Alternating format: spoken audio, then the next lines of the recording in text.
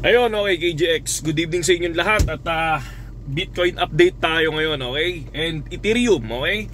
So si Pi Network, iniwan na muna natin kasi totally, talagang tapos na tayo doon. Tumama na tayo, bumagsak na yan ng 0.4 hanggang 0.6, no? From $3, okay?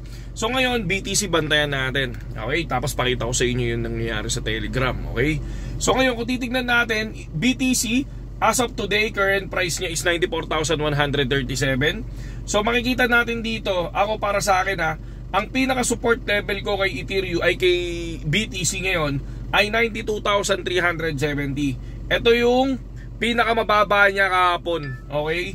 So then, kanina pala, sorry. Then, yung pinaka-support naman natin, yung pinaka-major support natin dito or tinatawag natin na pag nabasag to, possible makita si 88,000 ulit, which is si 91,000, okay? So dapat hindi mabasag si 91,000. Once mabasag yan, ako tingin ko mag-88,000 yan. Again, hindi ako nagmamarunong, pero lahat ng sinasabi natin na support and resistance, pag nakuha yon, nakikita nyo naman bumabagsak and lumilipad kapag sa resistance. For the resistance naman, ang tinitingnan ko dito talaga si 95,000, okay? Pero yun yung pinaka middle support na resistance natin. Pag nakita natin na nakuha niya si 94,400, eto na yun. Dito na magsisimula yan. Dito na natin titingnan kung kaya niyang kunin si 95.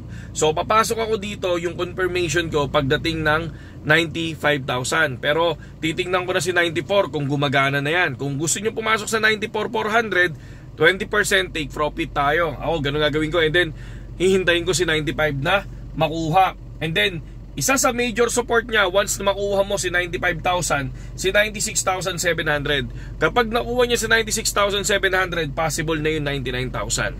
Okay? So, kung mapapansin natin dito, strong breakout na ginawa ni BTC, yung 85,400, yung sinabi ko na nakaraan sa video natin, goods na goods yun. Ngayon, yung strong breakout naman nila si 91,000, kaya lumipad ng 94. So, ako tinitingnan ko ngayon talaga dito, pagdating ni 95, baka ito yung sinasabi kong strong breakout, no? Na makita natin si 96,000 to 99,000. Okay? So, for the Ethereum naman, current price ni Ethereum sa nakikita ngayon 1,783. Yung support level ko dito kay Ethereum is 1,750, yung minor support natin. Pero yung major support ko dito na pag nakuha is possible makuha ulit si 1.6, si 1.705, okay? Or 1.7, okay? And then the resistance, kung titingnan naman natin, si 1,795 yung pinaka hindi naman strong resistance pero masyadong manipis na resistance, okay? So si 1,795. And yung isa sa pinaka major resistance na nakikita ko dito na dapat i-break, si 1,835 para makita natin ulit si 1,952. Okay? So yan yung pinaka ano ko dito. ETH is following BTC naman talaga. Okay? So minsan kaya ayokong ETH si Ethereum kasi minsan nakukuha ni Ethereum yung sinasabi nating resistance, pero pag hindi nagpump si BTC, hindi rin siya magpapump, di ba? Sabi nga natin, talagang yung mismong Ethereum is sumusunod siya kay BTC doon sa resistance zone niya, no? Pero syempre dapat niyang ma-reclaim muna talaga yung sinasabi nating 1,835 para makuha niya si 1,952. Okay, yan yung nakikita ko lang mga idol. Okay, and then ito yung nangyayari ngayon sa Telegram natin. Okay, panoorin nyo to.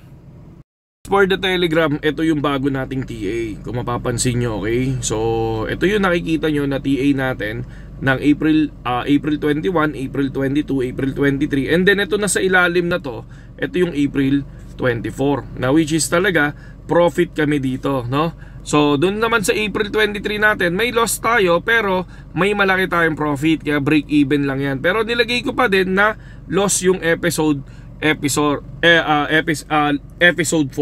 No, kung papansin natin, lahat yan ngayon na mga tini-A natin na to, hindi lang yan yung percentage ng profit.